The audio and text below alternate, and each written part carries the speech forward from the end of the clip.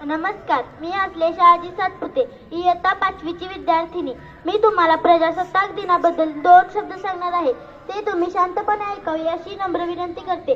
जगाला शांततेचा संदेश देणारे महाकारणी गौतम बुद्ध, स्वराज्याचे जनक छत्रपती बहुजनपती पतिपालक शिवाजी महाराज, आरक्षणाचे जनक राजश्री शाहू महाराज, स्त्री शिक्षणाची प्रमुख जननी महात्मा सावित्रीबाई फुले, महात्मा ज्योतिबा फुले, राष्ट्रसंत भगवान बाबा, राजमाता अहिल्याबाई होळकर, माता जिजाई, माता रमाई, माता भीमाई, लोकशाही अण्णाभाऊ साठे, भारताचे थोर शास्त्रज्ञ डॉक्टर APJ अब्दुल कलाम, भारत घटनेचे प्रमुख शिल्पकार मोदी सत्व, परमपूजनीय क्रांतीसूर्य विश्वरत्न भारतरत्न डॉक्टर बाबासाहेब स्वतः भीमराव रामजी आंबेडकर या महापुरुषांच्या पायाची धूळ नतमस्तकी लावून त्यांना कोटी कोटी अभिवादन करते आणि शहीद झालेल्या जवानांना माझे विनम्र अभिवादन.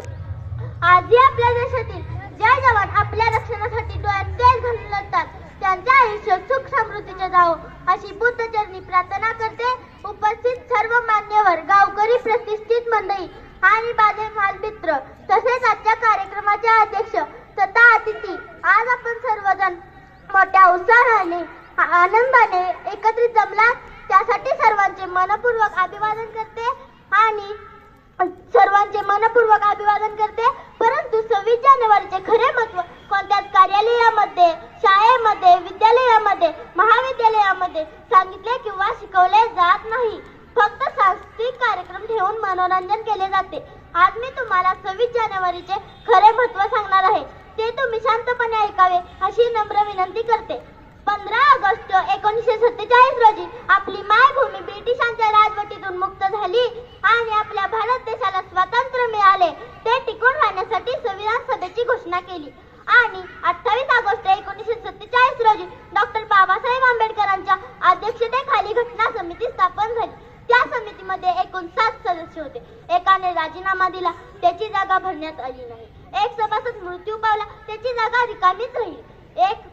एक संसदेच्या कामात बिझी असल्यामुळे तेही असून नसल्यासारखे होते आणि 2 सभासद दिल्लीहून दूर असल्यामुळे व त्यांची प्रकृती बरी राहत नसल्यामुळे तेही घटनेच्या कामात उपस्थित राहत नसत. अशा रीतीने शेवटी असे झाले की संपूर्ण भार एकट्या डॉक्टर बाबासाहेब आंबेडकरांवर पडला आणि ते कार्य त्यांनी आपल्या सखोल ज्ञानाने, परिश्रमाने, राष्ट्र प्रेरणेने, शारीरिक अवस्थेची चिंता जराही न करता पावाचा अर्धा तुकडा पाण्यात बुडून खाऊन अर्धवट उपाशी राहून 2 वर्ष 11 महिने 18 दिवसात संविधानाची निर्मिती केली. बहुजनांचा तो तलवार होऊन गेला, अन्यायाविरुद्ध प्रहार होऊन गेला. होता तो एक गरीबच, पण या जगाचा कोहिनूर होऊन गेला. जग खूप पीडित होते त्याला, पण तोच या जगाला घडवून गेला. अरे या मूर्खांना अजून कळत कसा नाही, वर्गाच्या बाहेर बसून सुद्धा तो या भारताचं संविधान लिहून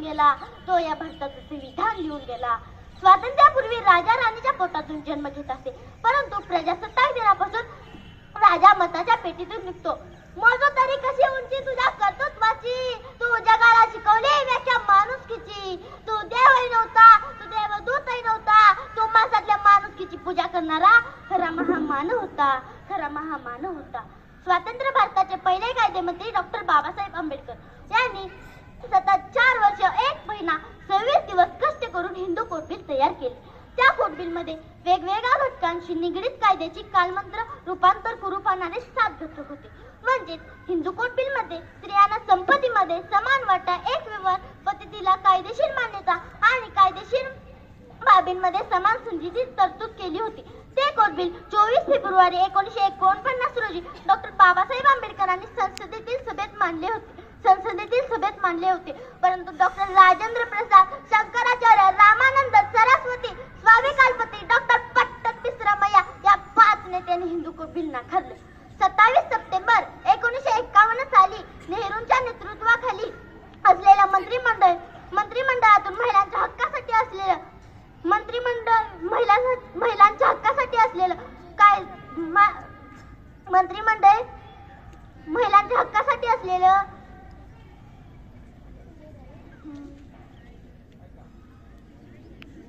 आंबेडकरांनी कायदेमंत्री पदावर लात मारली आणि राजीनामा दिला. दी जा रही थी मानवता भरे बाजार में, सबका आता राम फैल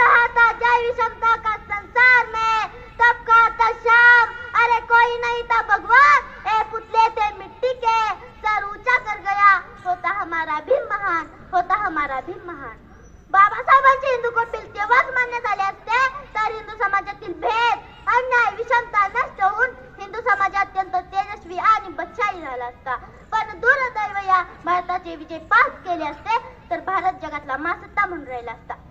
डॉक्टर बाबासाहेब आंबेडकरांनी प्रत्येक महिलेवर जे उपकार कर्ज केले आहे ते कधी न फिटणारे आहे. ते कधी न फिटणारे आहे.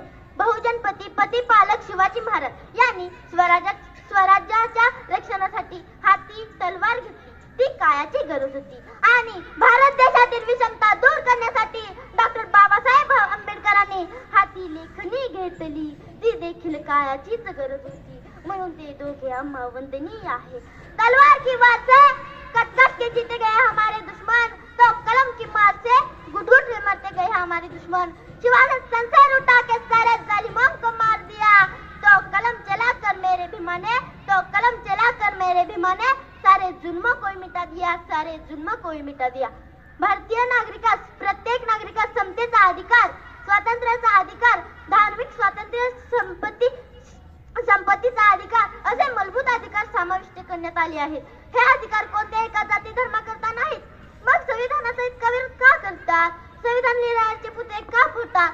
आज आपण या प्रजासत्ताक देशात मुक्तपणे जीवन जगू शकतो ना, ते केवळ आणि केवळ संविधानामुळे. धन्यवाद. जय हिंद.